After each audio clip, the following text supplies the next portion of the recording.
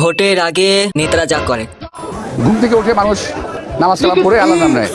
একজন আছেন উনি প্রথমে আমার নাম ভোটের পরে নেতারা যা করে। নির্বাচন একটি জালিয়াতি নির্বাচন হয়েছে, নিজে সাক্ষী। বিরাজ আফ্রিদি নিজ হাতে 300 ব্যালট পেপার ছাপতেছে। না মানে এটা হচ্ছে ইএফ4 থেকে ল্যান্ড করছে, বুঝছো? এটা চাঁদের থেকে ইএফ4 দিয়ে ল্যান্ড করেছে।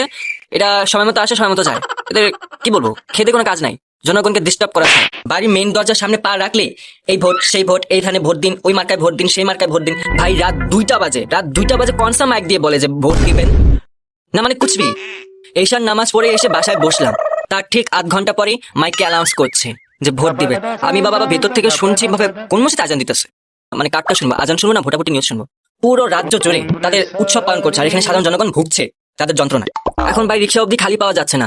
যারা ভাষণ দিচ্ছে তারা রিক্সা বুক করে নিচ্ছে আগে থেকে। কলেজ থেকে ফেরার সময় দেখি হাজারটা লাইন রিক্সার, তার মধ্যে তারা ভাষণ দিচ্ছে এই মার্কায় ভোট দিন, সেই মার্কায় ভোট দিন। না বলছি এই গ্যাসের সমস্যা কি আদৌ সমাধান হয়েছে?